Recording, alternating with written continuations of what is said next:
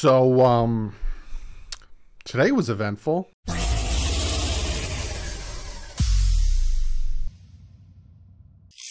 What is up, fans? Yes, a lot has happened today. Not much on the Dolphins end, but some of the stuff that happened today will affect the Dolphins.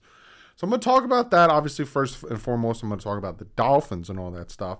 But real quick, before we jump into all that good stuff, I want to let the patrons and members know I posted a video specifically for you guys in the member community tab on the main page of the channel and in Patreon, whatever. So if you are a patron, go over to Patreon. I posted a video specifically for you. If you're a member, go to the membership tab on the main page. I posted a video specifically for you guys. Don't forget to check those out.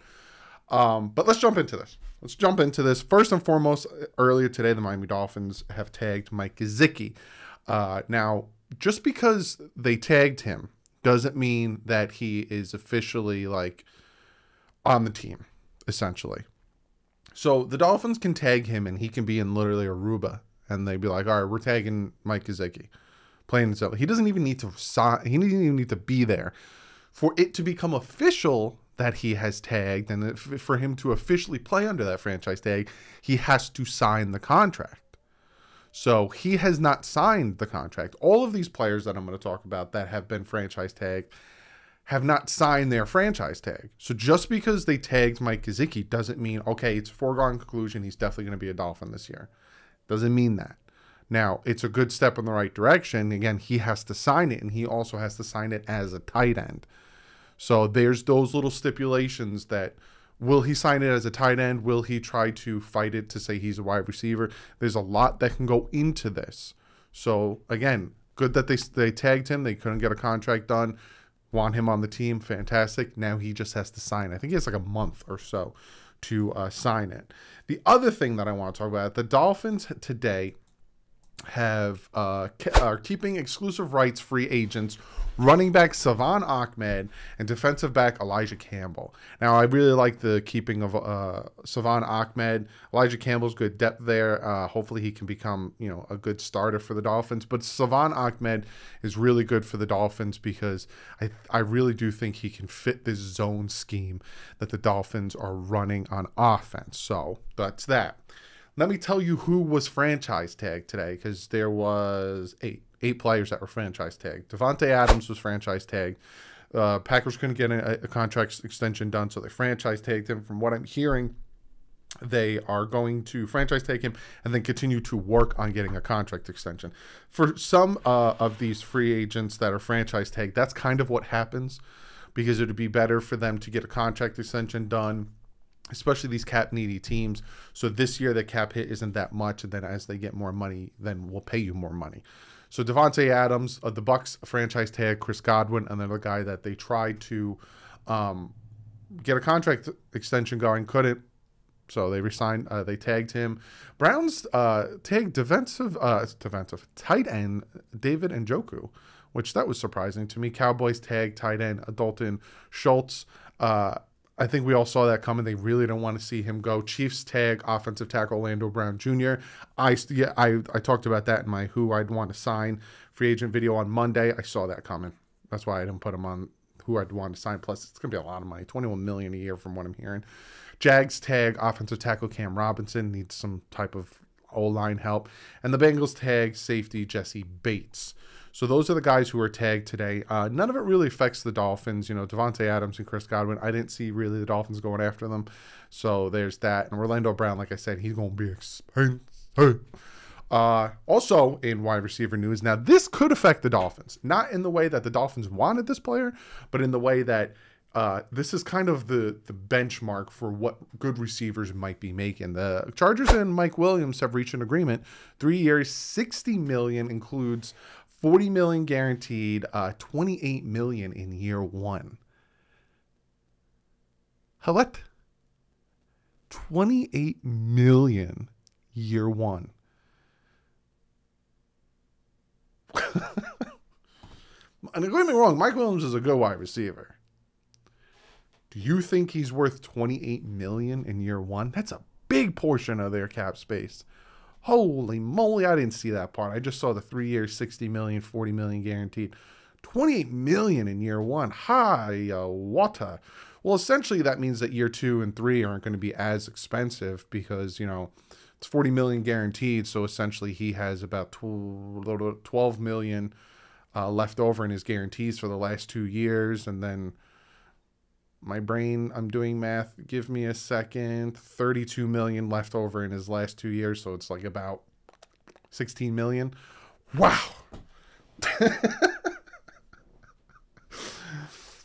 Did you see the smoke coming out of my ears trying to do that math on the top of my head? But the reason why I'm talking about that contract extension, I might stumble over my words now doing all that math in my head, is because this might set the benchmark for, you know, Allen Robinson. I don't think Allen Robinson's going to get this type of money. Amari Cooper, these types of wide receivers that are going to hit the free agent market. Again, Amari Cooper hasn't officially been cut yet, but there's that. And then I'll get to it because this is also going to coincide with comment of the day. Because man, oh man, did this affect the Dolphins Twitter and in a way that I did not see happening. Dolphin Twitter, Dolphin YouTube, Dolphin fan base, just in general, that this news just...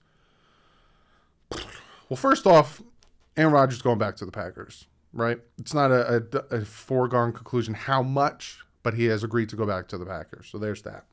That being said, him going back to the Packers set a domino effect off that the Denver Broncos and the Seattle Seahawks have come to an agreement to trade Russell Wilson to the Broncos. So the Broncos are getting Russell Wilson in a 4th-round pick, and the Seattle Seahawks are getting 2 first-round picks, 2 second-round picks, a 5th-round pick, Drew Lock, Shelby Harris, and Noah Fant. Holy guacamole. What did I just do with my hand? That's a lot for Russell Wilson. Don't get me wrong. Russell Wilson is a very good quarterback. Russell Wilson is top 15 in the NFL. Very good quarterback. Russell Wilson is 10-year vet. Now, in the NFL, I think quarterbacks, you get probably about another 5-6 years out of them, if you're lucky. But you comment below. Do you think Russell Wilson was worth 2 firsts, 2 seconds, a 5th, Drew Lock, Shelby Harris, and Noah Fant? Me personally, I don't. I think the Broncos overpaid to get Russell Wilson. I think that the Seattle Seahawks weren't so gung-ho on trading Russell Wilson. There were the rumors out there that expect Russell Wilson to stay with Seattle, and I think that the Broncos are desperately in need for Russell Wilson type quarterback, that they overpaid for him. Now, if you look at Denver Broncos history at quarterbacks, they always get good quarterbacks, never through the draft, right? They had to trade for John Elway. They had to trade or go out and sign Peyton Manning, and now they are trading for Russell Wilson. They really never have gone out and drafted a good quarterback. It's always been a trade situation. Now, Russell Wilson is going to make the Denver Broncos really good. I'm not going to come up here and say, oh, Super Bowl contender, Russell Wilson and the Broncos, this, and that, because I'm a Dolphin fan. Yes, I watch the NFL. I have a good knowledge of the NFL, but I don't have an in-depth enough knowledge, especially of the Denver Broncos, to say if this is going to push them over to being the AFC West champions and all that stuff. But it's good for the Broncos to get Russell Wilson. I like Russell Wilson. I think he's a very good quarterback. I think that the Seattle Seahawks won this trade. I think the Broncos gave up a lot, especially Noah Fant. He's a very good tight end. 2 firsts, 2 seconds, and a 5th rounder. It's a lot. Drew Lock. Now, is Drew Lock going to be their starter? Now, we found out that Deshaun Watson Friday is having his hearing to find out. Let me give you the exact quote here of grand jury scheduled to hear Deshaun Watson's evidence on Friday. In theory, criminal case could end that day. Likewise, he can be indicted one or more charges. So this Friday is where we really get to know if Deshaun Watson is essentially it ends his criminal case, or he starts to get indicted on some of the charges. That being said, the Seahawks have a lot of draft picks to potentially go out and get Deshaun Watson. So, but let me get to comment of the day, because this trade happened, and for some reason, Dolphin fans on Twitter, YouTube, wherever you want to say, lost their mind. Oh, another good quarterback to the AFC, or we are going to suck. What does that have to... We're not even playing the Denver Broncos. Now, if we make the playoffs, there's a potential of playing the Denver Broncos. What does that have... Why? I don't understand the burn the village down, run around with the pitchforks, the world's ending mentality on this. I understand some of the fan base doesn't like Tua, and this is a situation where they look at the Denver Broncos. They knew they were a quarterback away, and they went out and got the quarterback. Or look at this team. They knew they were a quarterback away. That's the thing that people need to realize, right?